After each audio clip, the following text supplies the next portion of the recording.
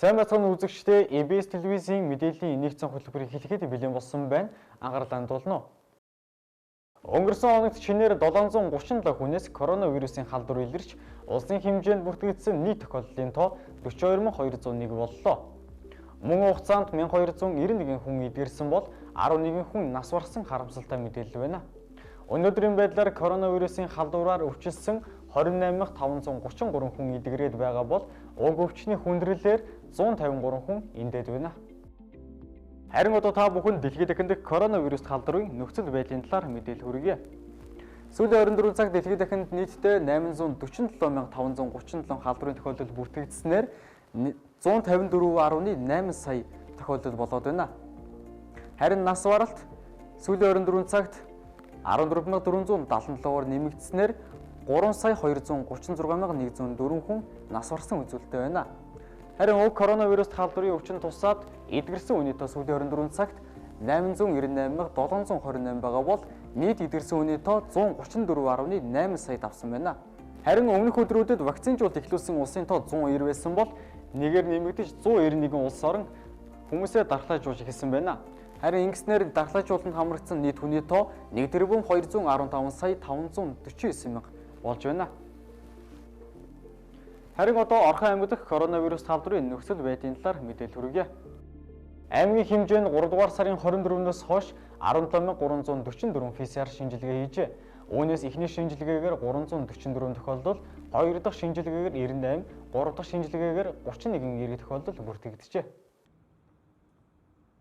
2021 оны 5 дугаар сарын 7-ны өдрийн 8 цагийн байдлаар сүүлийн 24 цагт Орхон аймгийн хэмжээнд 14 хүнээс коронавирусын халдвар илэрч нийт халдварын батлагдсан тохиолдол 520 боллоо.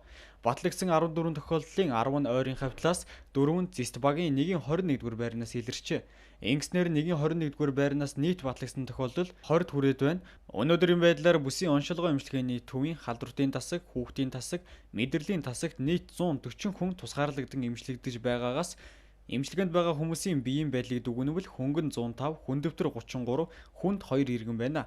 Бүсийн оншилгоо эмчилгээний төвийн эмчилгээний тасгаас сүүлийн 24 цагт бүрэн эдгэрсэн нэг өвчтөн байна. Одоогийн байдлаар 309 иргэн өрхийн эрүүл мэндийн төвийн эмчийн хяналтанд гэрээр эмчилгээ хийлгэж байна.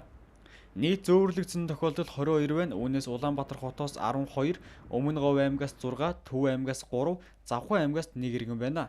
Эрүүл мэндийн ажилтан халдвар авсан 23 тохиолдол бүртгэгджээ. Халдварын тохиолдлуудыг багаар ангилвал Зэст багт 80, Цагаанчлуут багт 56, Хүрэн булаг багт 47 буюу хамгийн их халдвар илэрсэн багууд болж байна. Хавьтал судлалаар нийт батлагдсан тохиолдлуудын ойрын хавьтал 2451, дам хавьтал 2571 хүнийг олж илрүүлжээ. Өнөөдрийн байдлаар гэрийн тусгаарлалтанд 421 ойрын хавьтлын иргэн, 252 дам хавьтлын иргэн байна. Тусгаарлан ажиглах байранд одоогоор Эрдэнэт цовллын цогцлборт 19, Молор Эрдэнэ зочид буудалд 19, хувийн эвшлийн эмнэлэгт 3 иргэн тусгаарлагдаад байна. Дэлхийн нийтэд тархаад байгаа коронавирус халдвар өвчнийг ангаах ганц арга зам бол вакцинжуулалтын ажил билээ. Халдвар ихээр тахарж байгаа энэ үед иргэд та бүхэн вакцинда идэвхтэй хамрагдахыг уриалж байна. 5 дугаар сарын 6-ны өдөр 14,800 хүн тун вакцин татан авснаар нийт 76,418 болж байна. Одоогийн байдлаар манай аймагт 17,857 хүн тун вакцины нөөцтэй байна. 50-с дээш насны ахмадуудын 91% вакцинт хамрагджээ. Харин аж ахуй нэгж байгууллагуудын вакцинжуулалтыг Говь багийн Ишиглэн соёлын төвд хийж эхэлсэн байна. Орхон аймагт вакцины 1-р тунд зорилттой хүн амын 62% буюу 41,820 иргэн, 2-р тунд 25% буюу 16,741 иргэн хамрагдсан байна. Харин Жаргалан сумын хэмжээнд 1-р тунд 1494, 2-р тунд 216 иргэн хамрагдсан байна. Вакцины 1-р тун хийлгээд халдвар авсан 97, 2-р тун хийлгээд халдвар авсан 11 тохиолдол байна. Коронавирусын эсрэг вакцины бүрэн тунд хамрагдсанаас хойш 14-өөс 21 хоногийн хооронд дархлаа тогтоох ёстой учраас иргэд та бүхэн тайвшралгүй халдвар хамгааллын дэглэмийг сайтар баримтлахыг зөвлөж байна. Коронавирусын эсрэг вакциныг насанд хүрэгчдэд 0.5 мл-ээр булчин тарьж хэрэглэдэг. Тун хоорондын зай 21-с 56 хоног байдаг. Мөн задлсан тохиолдолд шууд хэрэглэдэг байна. Давтан тунг товлсон хугацаанд хийлгээгүй бол эхний тунг хийлгэснээс хойш 12-7 хоногийн дотор хийлгэхэд дархлаа тогтцоход нөлөөлдөг байна. Мөн вакцины эсрэг заалтуулан дархлаа тогтоох талаар эмч эмнэлгийн мэргэжилтэнгээс тодрууллаа. Коронавирусын эсрэг дархлаа тогтоох бүгд найрамдах Хятад ард улсын Sinopharm үлдэрийн Verocell вакцинд хавдартай, архаг суурь өвчтөй, харшилтай хүмүүс тохирох талаар тодрууллаа.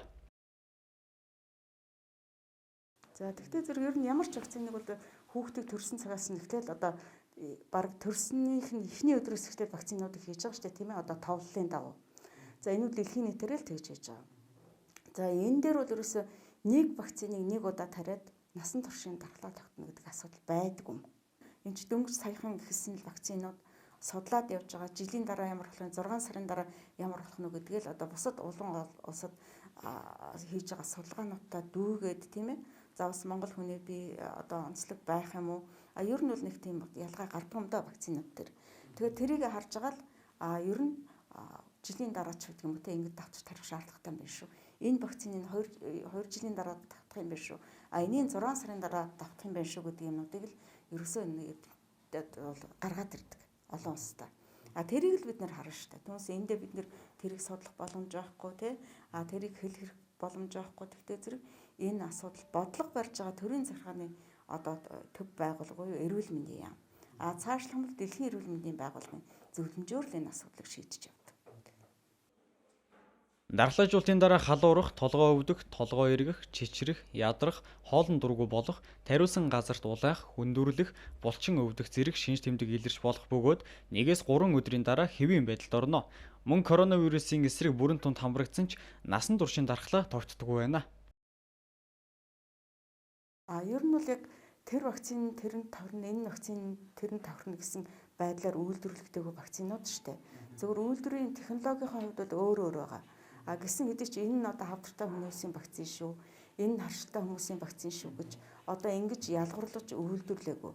Вакцины үйлдвэрлэгч бол өөрийнхөө үйлдвэрсэн вакцин дээр бол ийм юм хүмүүст одоо тийм ээ болгоомжтой тарих, ийм хүмүүст бол тарихгүй гэдэг юм үйлдвэрлэгч өөрөө одоо заавартыг нь гаргацдаг. Тухайлбал одоо Verocell вакциныг бол тийм ээ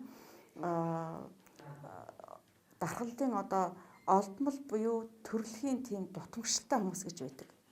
Олдмол гэх юм бол одоо дохын халдвар авсан ч байдаг юм уу?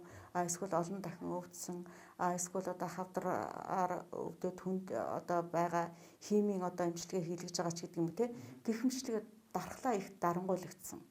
Дархлаа дарангуулах эмнүүд ууж байгаа. Дархлаа сэргээх бас одоо тийм эмчилгээ байдаг. Гэхмэчлэг ийм эмчилгээ хийлгэж байгаа хүмүүст бол хоригдсан байгаа. За вакцины урд нь янз бүрийн вакцины тариулаад харшил өгж исэн буюу анафилактик шок гэж хэлдэг. Тийм анафилаксийн шокод орж исэн ийм хүмүүст бол бас тарихгүй гэж заасан байгаа. За жирэмсэн эмэгтэйчүүдэд тарихгүй гэж заасан. Тэгээд одоо тарих тийм мэдрэлийн одоо хүнд өвчтэй, ундаг, татдаг, зүрх бөөрийн одоо бас хүнд өвчтэй тийм ээ. Гэх мэтлэнгээр тийм улсууд бол тарихгүй гэдэг бол уг үйлдвэрлэгч бол заавартаа зааж гисэн байгаа. Тэгтээ зэрэг ийм өвчтэй улсууд бол өөрийнхөө хяналтанд байгаа эмчээсээ тийм ээ одоо үзүүлжиж шийдвэр гаргуулах нь шүү дээ тийм ээ. Би одоо тариулж болох юм уу юу? Тэгэхээр бол бид нар бол эндээс яг тийм ийм гээд тийм хүмүүсийг тарихгүй шүү, ийм хүмүүсийг тарихгүй шүү гэдэг асуудал хэлэхгүй нэ шүү дээ. Тухайн хүн ямар эмчийн хяналтанд байдгийг тэр эмч нь одоо тэ эрүүл мэндийн байдал нь ямар байгаа, ямар ийм өгөөд байгаа тэ тэр эмчил одоо хяналтынхаа хүнд болно болохгүй гэдэг шийдвэрийг гаргана шүү дээ ерөөсөн. Хэрэв та чихрийн шижин зэрэг архаг хууч өвчтэй бол COVID-19-ийн улмаас ноцтой өвчлөх өндөр эрсдэлтэй. COVID-19 вирусын вакцинууд нь архаг суурь өвчин эсвэл эмгэгтэй хүмүүст аюулгүй бөгөөд үр дүнтэй байна. COVID-19 вирусын вакциныг бүтээхэд шаардлагатай алхмуудыг алгасаагүй. Дэлхийд даяарх эрдэмтэд энэ технологи дээр 10 гаруй жилийн турш ажиллаж байна. Тийм ч учраас аюулгүй бөгөөд үр дүнтэй вакциныг маш хурдан гаргаж авч чадсан билээ. Эмээс иргэд та бүхнийг эрүүл мэндийн газраас мэдээлж байгаа заавар зөвлөмжийг баримтлан дархлаажуултанд хамрагдахыг хүсье. Тэтгэврийн зээлгүй ахмадуудад ваучер олгож мөнгөжүүлэх ажлыг эхлүүлэхээр болжээ. Сар дахлын хөл хорионы дэглэмтэй улсын эдийн засаг иргэдийн амжиргаанд таагүй нөлөө үзүүлж буй энэ үед уг мөнгийг олох нь зүйтэй байна гэж ахмадуудад санал хүсэлттэй дурдж байгаа юм а. Тиймээс Монгол Улсын засгийн газараас ваучер олгож мөнгөжүүлэх ажлыг эх даваа гарагаас эхлэн яаралтай зохион байгуулахар болжээ. Монгол Улсын их хурлаас 2020 оны 1-р сард иргэний тэтгэвэр барьцаасан зээлийн төлбөрийг төрөөс нэг удаа төлөх тухай болон уг хуулийг дагаж мөрдөх журмын тухай хуулийг баталсан билээ. Уг хуулиудад 6 сая төгрөг хүртэл тэтгэврийн зээлтэй ахмадуудын зээлийг бүрэн мөсөн тэглэх, зээлгүй байсан ахмадуудад 1 сая төгрөгийн ваучер олгож 2021 оны 5-р сарын 21-ээс мөнгөжүүлэх 1 саяас доош төгрөгийн зээлтэй байсан хүмүүст зөрүүг олгохоор тусгасан байдаг. 2020 он эхэлснээр 6 сая хүртэлх төгрөгийн зээлтэй байсан 228 мянган иргэний 695 тэрбум төгрөгийн зээлийг тэгэлсэн бол одоо 238 мянган иргэнд 216 тэрбум төгрөг олгогдохоор болж байна. Нийт ахмадуудын тэтгэврийн зээлийг тэглэх арга хэмжээнд 466 мянган ахмад хамрагдаж 911 тэрбум төгрөг зарцуулагдаж байгаа юм а. Орхон аймгийн Баянөндөр сумын уртын гол багт 2021 онд хийгдэх авто зам инженерийн шугам сүлжээ, уярын дулаан, сувгийн бүтээн байгуулалт, түрээсийн орон сууцны барилгын талаарх мэдээлэл хүргэх цахим мэдээлэлцүүлгийг Орхон аймгийн иргэдийн төлөөлөгчдийн ажлын алба, төлөөлөгч Гамболд хамтран зохион байгууллаа. Хэлэлцүүлэгт хотын захирагчийн алба, аймгийн засаг даргын тамгын газрын хөрөнгө оруулалт, хөгжлийн бодлого төлөвлөлтийн хилтэс, хот байгуулалт, барилга захиалагчийн алба, Эрдэнэт улс дулаан түгээх сүлжээний төлөөлөлд оролцож, иргэдийн асуултанд хариулж мэдээлэл өглөө. Уртын гол багийн иргэд камержуулалт, гэрэлтүүлэг, автомобиль буудал, нийтийн тээвэр, ус хангамж, инженерийн шугам сүлжээ, шинээр баригдах орон сууц зэрэг бүтээн байгуулалтын ажлын талаар тодруулж, засвар үйлчилгээг чанаржуулах шаардлагатай байгаагаа илэрхийллээ. 2021 онд Орхон аймгийн хэмжээнд 14 багт 130 камер шинээр суурилуулах бөгөөд уртын гол багийн 3 байрлалд 8 ширхэг камер шинээр суурилуулна. Мөн тус багийн айл өрхийг инженерийн шугам сүлжээнд холбоход дулаан дамжуулах төв барих, инженерийн шугам сүлжээ татах, зураг төсвийн тооцоолтыг хийх шаардлагатай байгаа аж. Эх оны төсөвт зураг төсвийн тооцоолол хийх хөрөнгийг тусгах бөгөөд үе шаттайгаар айл өрхийн төвийн дулаанд холбох юм а. Энэ авто замын асуудал дээр бол нягт нямба хурдан шуурхай явуулахын тулд ажилланаа төрийн байгууллагатайгаа хамтраад. За инженерийн шугам сүлжээний асуудлыг бол зураг төсөв, хилцүүлэг, ярилцлагын юм явж байгаа. Түрүүн хотын захирагчийн албаны дараа ганц огторхтой ер нь одоо энэ уртын голын тэр айл өрхүүдээр яг ийм алхмуудыг та бүхэн хийгээч гэдэг тодорхой юм зааварчилгаа юмнуудыг бас бид нар багийн одоо группээр дамжуулаад та бүхэнд мэдээлжүүлж өгье.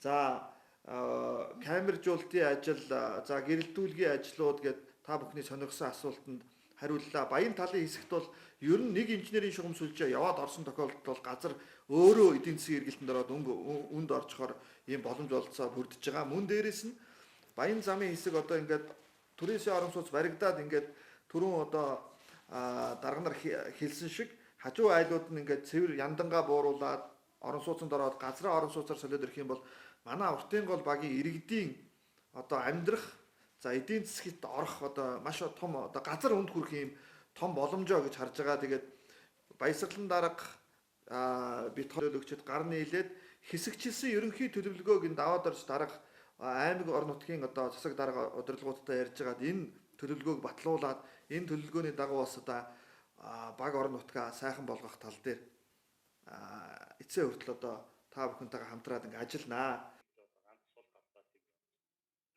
Гэр хорооллын аслагдсан багийн иргэдийг орон сууцжуулах ажил уртын гол багаас эхэлж байгаа бөгөөд тус багт 260 айлын 5 блок орон сууц баригдах ажээ. Үүнтэй холбоотойгоор дулаан дамжуулах төв баригдах бөгөөд тухайн хэсгийн айл өрх инженерийн шугам сүлжээнд хамрагдах боломжтой болно. Мөн тухайн хэсгийн ойр орчмын айл өрхүүд газраас чөлөөлөн хүсэл гаргавал орон сууц барих боломжтой гэдгийг уулзалтын үеэр холбогдох албаныхан мэдэгдэж байлаа. Дэлхийн нийтэд тархаад байгаа коронавируст халдвар өвчнийг ангаах ганц арга зам бол вакцинжуулалтын ажил билээ. Халдвар ихээр тахарж байгаа энэ үед иргэд та бүхэн вакциндаа идэвхтэй хамрагдахыг уриалж байна. Орхон аймгийн хэмжээнд дархлаажуулах 15 цэгээр дамжуулан вакцинжуулалтын ажил үргэлжилж байгаа. Мөн вакцины нөөц бололцоо байгаа хэрээр зорилттой хүмээ бүрэн дархлаажуулах ажил эрчимтэй явагдаж байна. Харин вакцины бүрэн тунд хамруулахад иргэдийн оролцоо маш чухал байна.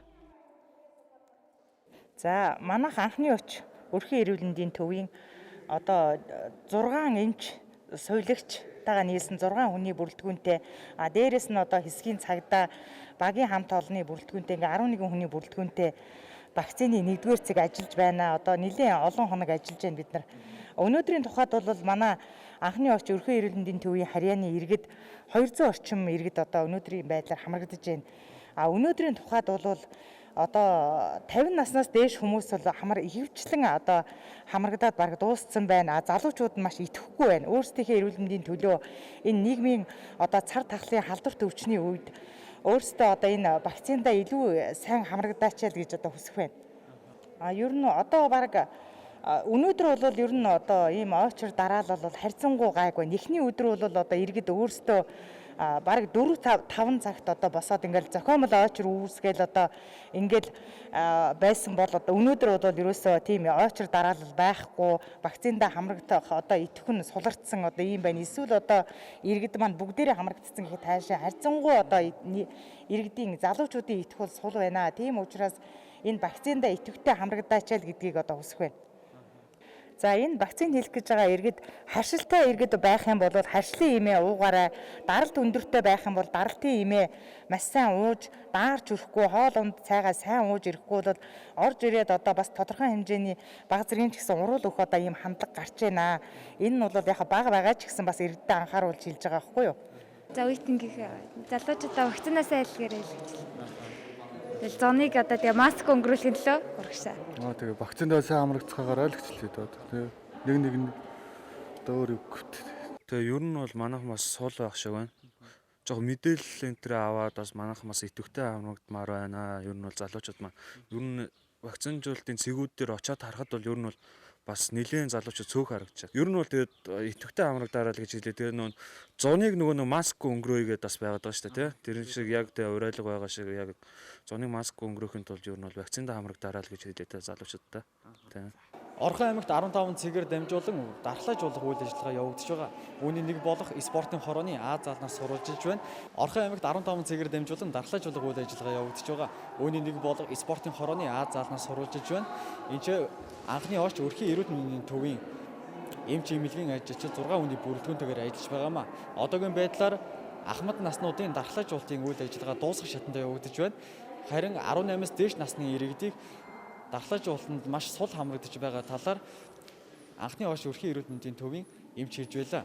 Иймээс 18 наснаас дээш насны иргэдийг дархлаажуулалтанд идэвхтэй хамрагдахыг дахин уриалж байна.